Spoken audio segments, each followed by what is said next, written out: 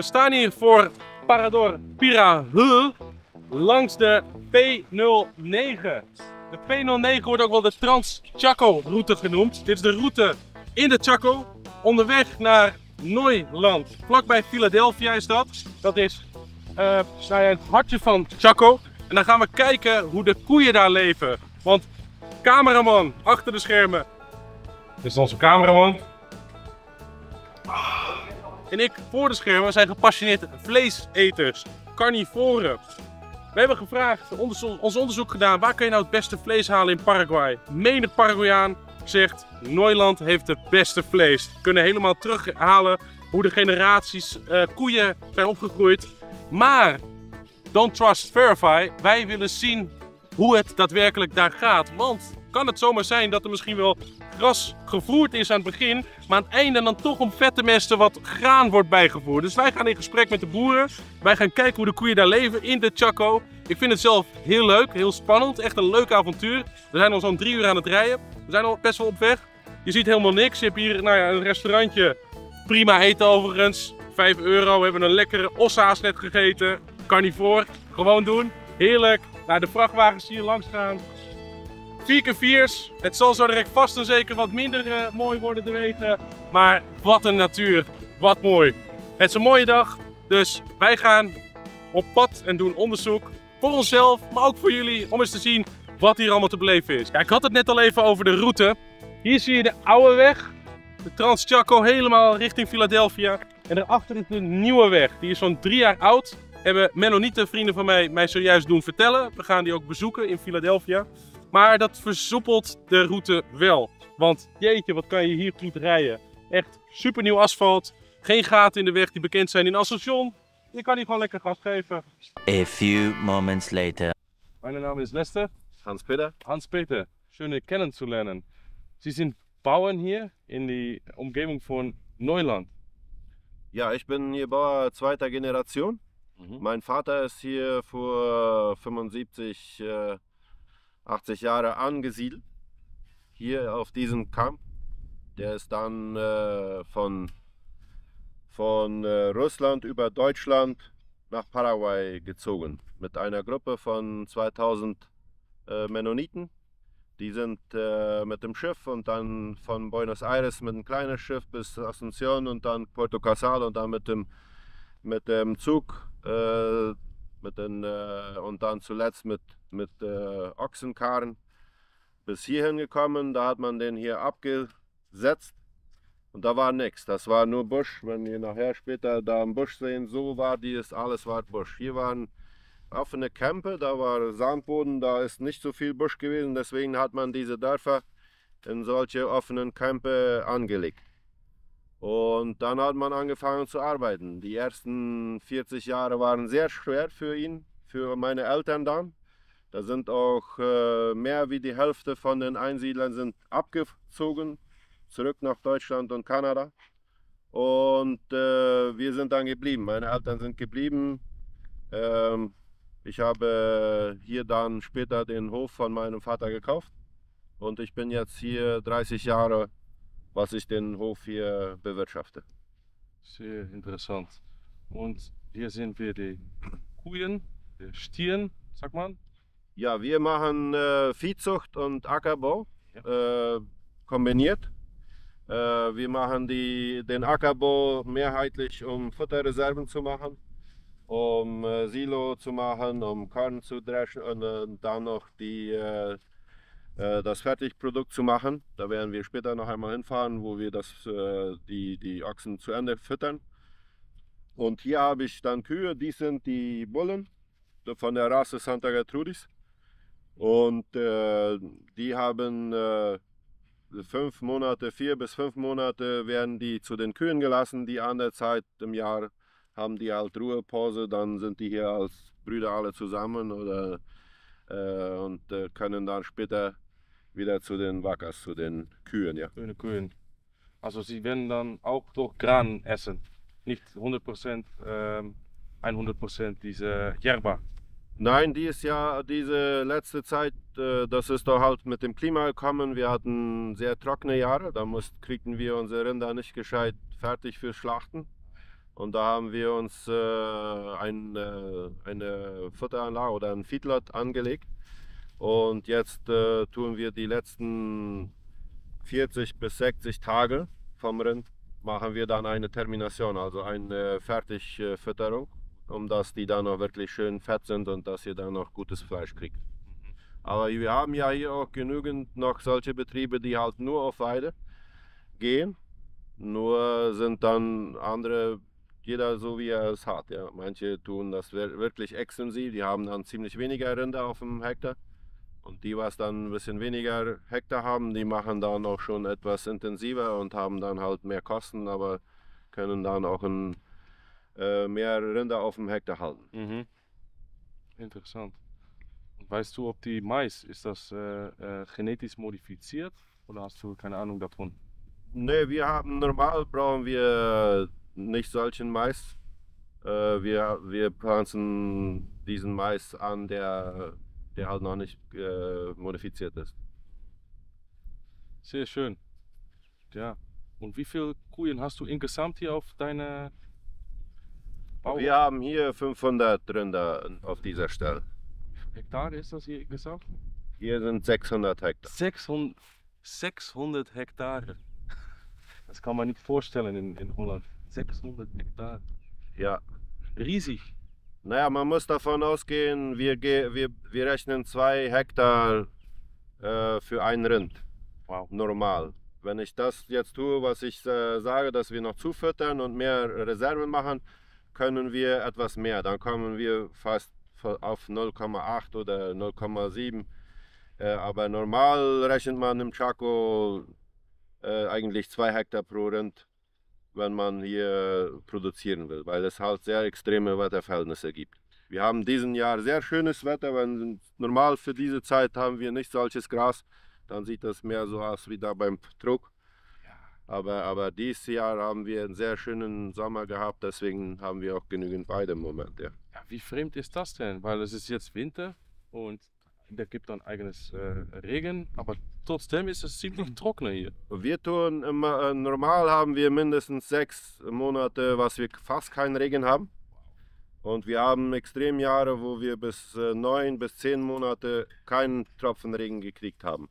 Und dafür müssen wir uns vorbereiten, Reserven schaffen, Heuballen machen, Silo machen, dass die Kühe dann, das ist ein anderes, haben wir auch einen Vorteil, weil das dann keinen Regen gibt, verfault das Gras auch nicht. Dann haben wir stehendes Heu. Also das die Rinder fressen das bis zum Boden alles auf. Wow. Und wenn es jetzt noch eine Bodenfeuchtigkeit hat, dann treibt auch überall noch ein bisschen Grünes dazu. Also man hat schönes Reservefutter, aber oft will das nicht reichen. Wenn es halt eben 7 oder 8 Monate wirklich nicht regnet, dann musst du irgendwo, entweder kaufen wir dann von weiter ab Heu oder wir haben unsere eigenen Reserven. Ja. Wie machen Sie das dann mit Wasser? Weil das ist ganz trocken. Ist noch eine Quelle oder? Quelle gibt es hier überhaupt nicht. Wir haben hier in unserer Gegend sind diese Sandböden, das gefiltertes Wasser, Regenwasser, das sickert ein und dann ein bisschen weiter ist ein Brunnen und der ist ungefähr 8 bis 10 Meter tief und da haben wir bei 12 Meter haben wir eine Lehmschicht unten, harter Boden.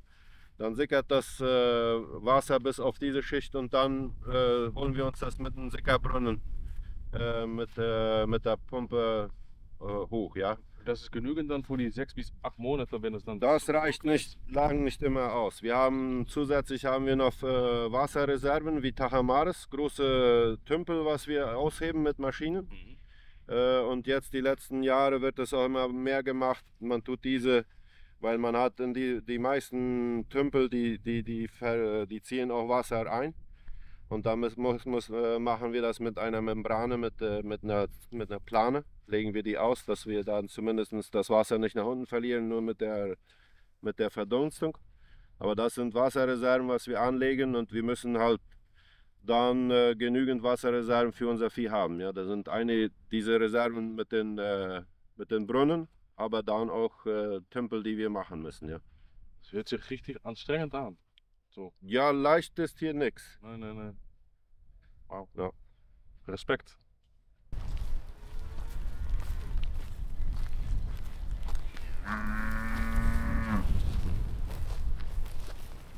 komplette Familie. Ja. Wie toll ist das denn? Wow. Wow, wow, wow. Komm her, komm. Aber das ist nicht für Fleisch, das ist für Milch, oder? Dies ist für Fleisch. Auch nur für Fleisch. Alles für Fleisch. Ich hatte gedacht, die Männer sind vielleicht, weil die so groß sind. Ja, die sind die Väter für diese Kälber. Ah, so. Also die sind die Kälber von jenen Bullen. Ja. Und wir machen jetzt eine Herde zusammen und wenn die kriegen dann einmal eine künstliche Besamung, um dass wir auch mehr neues Blut reinkriegen. Ja. Und dann werden die Bullen reingelassen. Also die haben alle die Möglichkeit auch einmal mit künstlicher Befruchtung, einfach um noch bessere Genetik da reinzukriegen, werden die besamt. Ja. Und die sind dann Kälber, die sind jetzt von einem Monat bis einer Woche. Also die haben 40 Tage Altersunterschied. Und die kommen dann einmal in eine Gruppe rein und werden dann für das Arbeiten werden die nach Hause zum Korral getrieben. Sie werden normal geboren? Ja, Also nicht mit Kaiserschnitt? No, nein, nichts Kaiserschnitt, keiner. Die müssen sich hier alle selber wissen. Retten lassen. Ja. Ah, ja. Wie schön ist das denn? We zijn hier helemaal om de koeien, omringd door de koeien, in de Chaco. Und Geweldig. da hast du dann die Wasserreserve, ja, da können die Wasser trinken. Ja? Und hier haben die genügend Schatten. Wenn der Mittag mit 40 Grad heiß ist, da müssen die im Schatten liegen, da haben die gut. Und da gehen die 4 Meter und da haben die ihr Gras. Ja. Die haben hier alles, was sie haben. Die leben hier im Rinderparadies. Wie ein Film. Deswegen habt ihr so ein gutes Fleisch. Ja, ja. Ja, genau, ja. Wie schwer sind sie dann im Durchschnitt? Na, 450 bis 500 Kilo, dann schlachten. Also die brauchen ein Mindestgewicht von 220 Kilo Fleisch. Ja. Dann kriegen wir von unserem Schlachthof den besten Preis. Also 220 Kilo Fleisch muss dabei sitzen, aber da hast du auch noch die restliche. Ja, du hast ja ungefähr die Hälfte, was Leder und Pansen und so, das kommt weg. Und du hast die Karkasse, was wir sagen, also das Rind, das Fleisch und die Knochen müssen 220 Kilo Fleisch haben, um dass wir die besten Preise kriegen. Aha. Also im Durchschnitt dann 450 bis 500 Ja, Kilo. bis besser ist 500, dann sind die schön fertig. Ja. 45. Ich war beim Expo vor 2 Wochen und da habe ich Koeien gesehen von knapp 800, 900 Kilo mit so einer großen Kupin dahinter. Ja, das sind aber mehr Ausstellungsrinder. Also meine Bullen da, die Väter, die haben ja auch 1000 Kilo. Wirklich? Ja, Wow. die sind ja, aber diese Kühe normal haben irgendwo bei 500, 600 Kilo. Ja. Und die kriegen dann halt, die Kälber sind dann halt, werden dann mit 2 Jahren ungefähr sind die schlachtreif. 2 Jahre. Wir machen jetzt, wenn wir diese Intensivmast machen, dann kommen wir bis 13, 14 Monate und dann sind die Wow. 500 Kilo. Wow, das ist sehr, sehr schnell. Also die Genetik ist schon, wenn du genug gutes Futter denen gibst, dann wachsen die genug. Und wir müssen ja auch, unser Land muss ständig bearbeitet werden. Wir haben, wenn wir unser Land nicht bearbeiten mit Maschinen, dann haben wir bald wieder so einen Busch. Also dass der Chaco mal, sind ja immer wieder Geschichten, wo der Chaco wird eine Wüste werden oder das geht nicht, weil hier ist so viel Unkraut und Strauch, Samen in der Erde drin. Wenn du das nicht bekommst, dann hast du in ein paar Jahren ist das wieder ein Urwald. Ja, ein Urwald. Und unser Busch, unser Wald hier ist ja auch noch nicht alt. Die Forscher sagen, dass wir 300, 400 Jahre ist das mal ein Meer gewesen. Dann ist das sowieso, das ist nicht ein alter Busch. Du siehst ja auch, der ist hier nicht hoch. Ist ja mehr ein Krüppelwald. Ja. Und diese Bäume, die größten Bäume sind vielleicht 300, 400 Jahre alt. Das ist nicht ein sehr großes, nicht ein altes Land. Ja. Interessant. Und deswegen müssen wir unsere Weiden ständig bearbeiten. Und wir brauchen ja keine Dünger und auch keine Pestizide, nichts. Das Einzige, was wir machen, ist die Ameisenbekämpfung. Wir haben sehr viele Ameisen. Wenn wir die nicht manchmal etwas bekämpfen, dann nehmen die auch überhand. Ja. Also auch kein Glyphosat brauchen Sie hier. No, hier nicht. Das ist wichtig für die Kühen, weil die essen das dann auch wieder. No, hier Kein die Pestizide. kriegen nicht. No. Ne, das wird auf dem Ackerbau wird das teilweise, aber ja, Kühe gehen, so, ja. kein Problem. Sehr schön.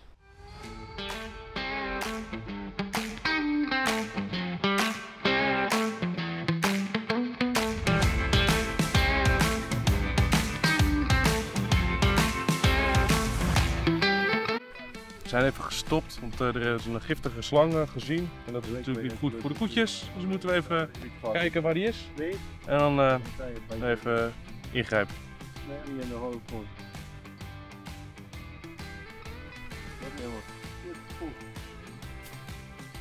Oh, hij leeft nog. Hij leeft nog. Das war nicht ganz gut. Ne? Wat voor type? Dies ist eine von den giftigsten, was wir hier haben. Ja? Wie heißt das? Ja, Yarara. Dit is een Yarara slang. Een kleine, weil dat is niet... ja, aber schon 2 Jahre, 3 Jahre. En die attackiert dan ook die koeien? Ja. Ah. 5 minutes later. Ja, dies ist hier die Stelle, wo wir die Futterreserven machen. Ja. Da in diese weiße Silos, das ist, wir sagen das Grane Umede, das ist ein Feuchtkorn-Silo. Der hat 37% Feuchtigkeit. Mhm. Und der wird geerntet, geht durch eine Maschine, wird fein gemacht.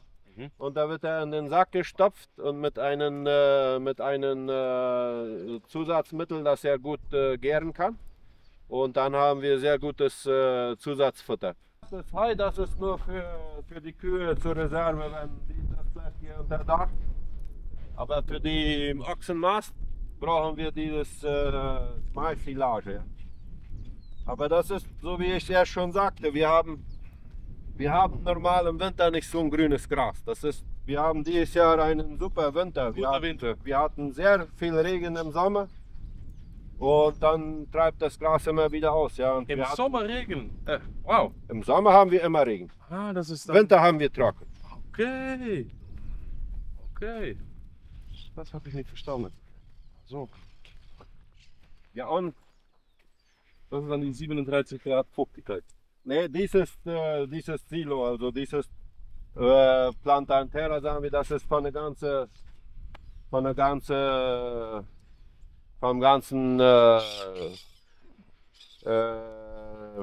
Pflanze, ja. Von den ganzen Pflanzen.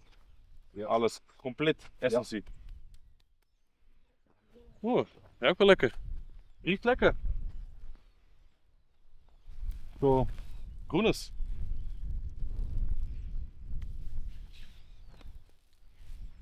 So das essen sie. Sehr schön. Ja.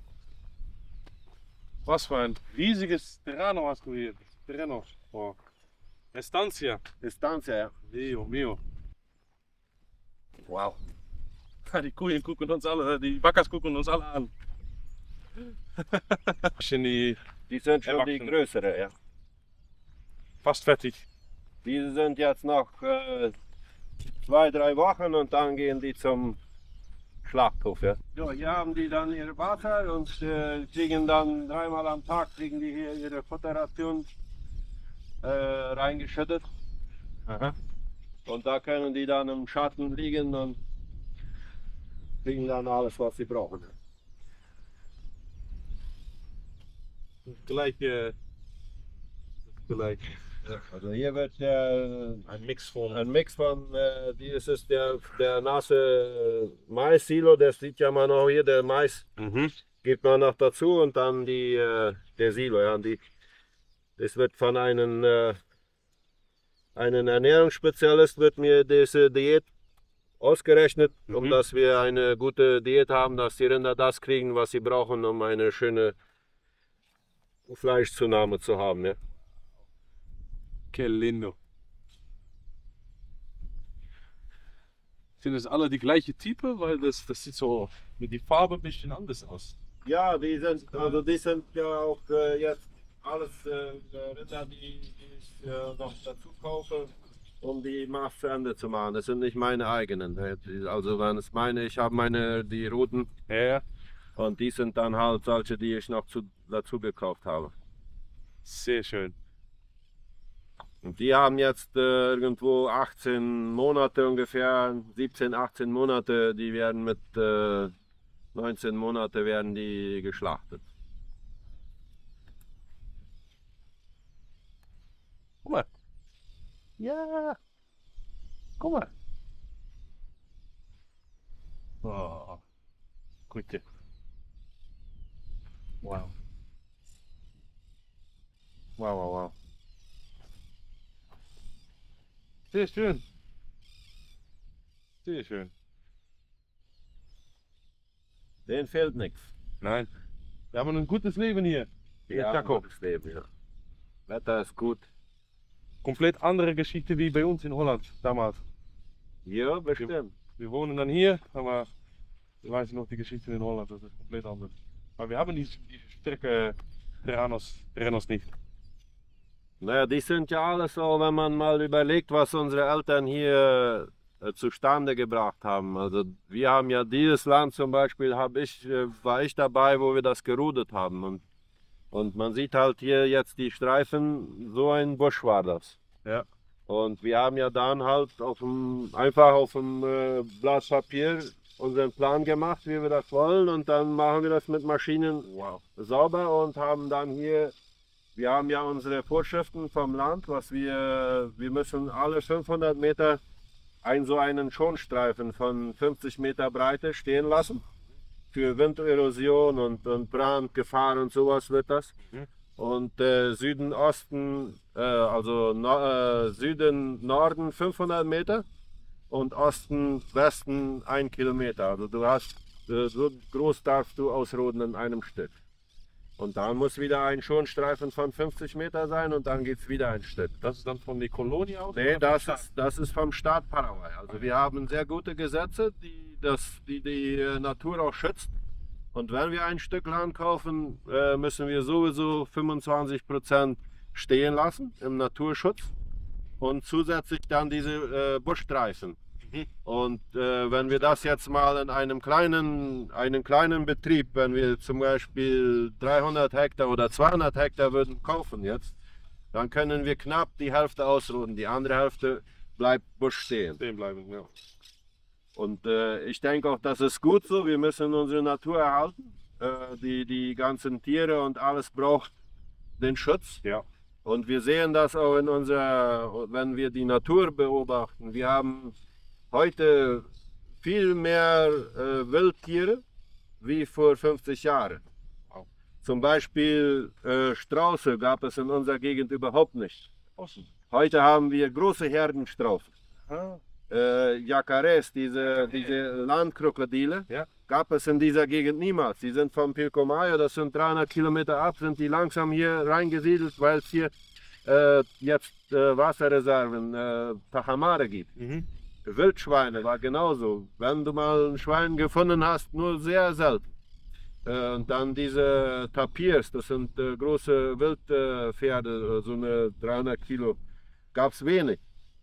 Und diese Capybara, die Wasserschweine, gibt es heute auch in jedem Tümpelfass drin. Also das sind alles Tiere, die diese Zivilisation oder wollen wir sagen, das Land urbar machen mit sich gebracht haben. Ja.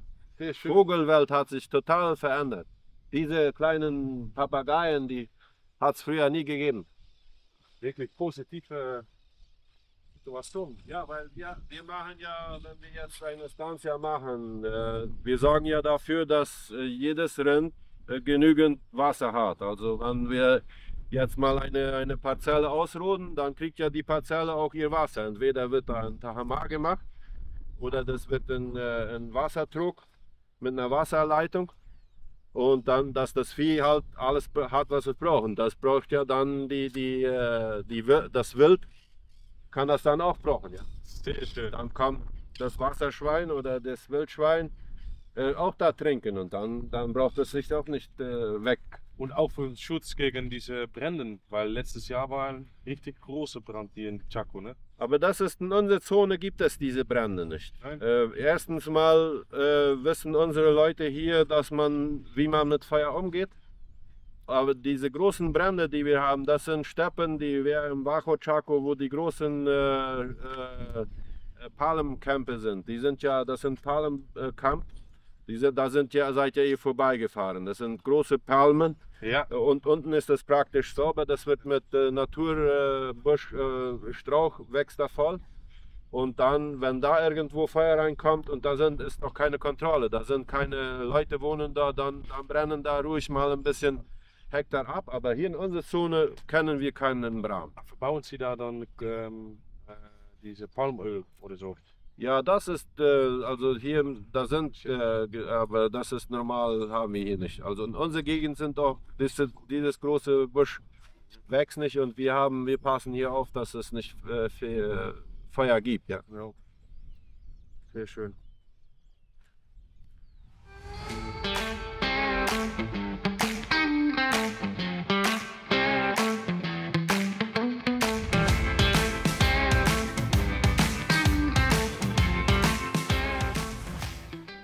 We zijn net klaar bij de boer, maar we krijgen nog een toegift.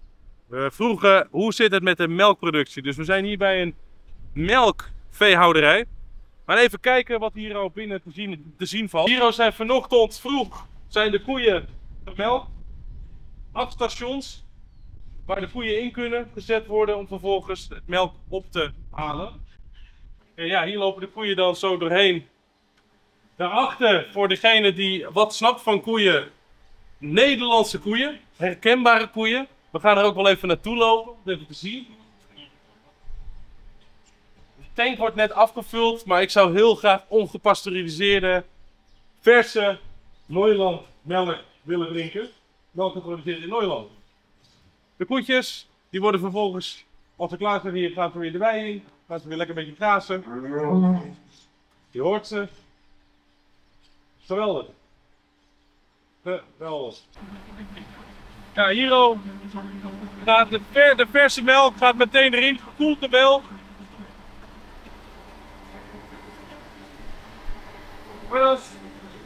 Hier al wordt het erin ingeladen. En dan gaat het naar een centraal distributiepunt, verwerkingspunt. Dan gaat het gepasteuriseerd worden. Dan maken ze er van alles van. En dan ja. Wel goede stof uit de melk gehaald helaas, maar dat is goed gehaald. We hebben verse melk uit de tank, gekoeld. We gaan het even proberen, ongepasteuriseerd van de Neuland koetjes.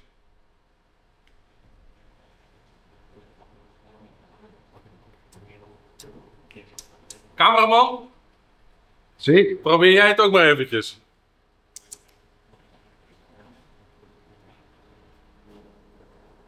Dit is onze cameraman. Hoe proeft dat? Heerlijk.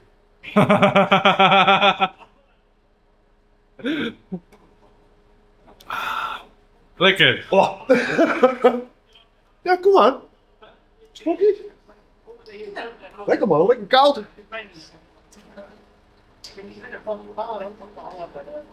Oh. Lekker. Lekker hè?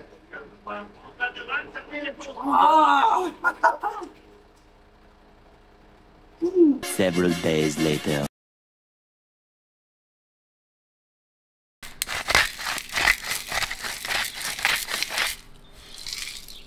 Ja, we zijn weer terug in Asunción. Een lekker rib-eye aan het voorbereiden voor op de barbecue. Conclusies van ons Chaco-avontuur. Leven de koeien goed? Jazeker. In de wei, heerlijk. Worden ze op het eind grain finished? Ja. Helaas wel. Zijn er boeren die dat niet doen? Die hebben we ook gesproken, die zijn er. Maar de commercie haalt ze in. Want die laatste 2 weken wat vette mesten levert meer op. Het is uiteindelijk de commercie die hier leidend is. Biedt dat een opportunity voor mensen die daar wel geld voor willen betalen? Ja, zeker. Alleen die match is er op de markt. Op dit moment nog niet. De boeren die namelijk grasgevoerd helemaal 100% ten principale dat doen. De koeien, die Neuland koeien, die gaan allemaal naar hetzelfde slachthuis. Dus je weet niet wat je precies eet. Waarom vind ik grasgevoerd nou zo speciaal en zo belangrijk? Nou, het heeft te maken met de vetstructuur van de koe. Van oudsher zou een koe alleen maar gras moeten eten en niet bepaalde maïs of andere zaken eten die van nature uit de koe niet op het gras kan vinden. Dat is mijn overtuiging, maar er zijn zat mensen en de commercie die dat niet zo ziet. Dus wij gaan op zoek naar een boer die dat voor ons kan leveren en betalen we met liefde een beetje extra voor. En of onze droom, de wens om 5 eigen koeien te hebben bij iemand op het gras, lekker in de wei, lekker eten. Elk jaar zullen wij dan een van de koeien slachten en aanvullen met een nieuwe koe. Zelf slachten betekent wel met een specialist, met een slager, maar ik zou dat vanuit eigen interesse ook willen leren. En vervolgens, een hele koe is voldoende om een gezin een heel jaar van eten te kunnen voorzien. Dat vind ik duurzaam. En die wens, die spreek ik bij deze nogmaals uit. En daar gaan we op zoek naar. Over dat slachthuis gesproken van Neuland. Daar zouden we graag een deel 2 voor willen maken. Om te kijken, hoe gaat dat in het slachthuis nou precies te werk. Dus, bedankt voor het kijken. Bedankt voor het meegaan op dit avontuur. Wij vonden het heel leerzaam, heel leuk. Ook superleuk om te zien hoe open de mensen zijn in de Chaco. Hoe wij geholpen zijn met de verschillende mensen die wij daar gesproken hebben. En het smaakt naar meer. Wij gaan nu lekker eten. Ribaaitje ligt klaar. En nos vemos. We zien elkaar. Ciao.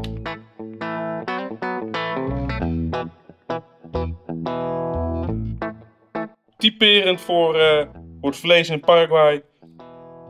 Datum van slachting, datum van productie en datum tot wanneer het goed is. Ook waar het vandaan komt, welke lot. Dit is goed vlees. Zeker goed vlees. Maar we willen 100% zeker weten dat het grasgevoerd is. Dus we gaan door.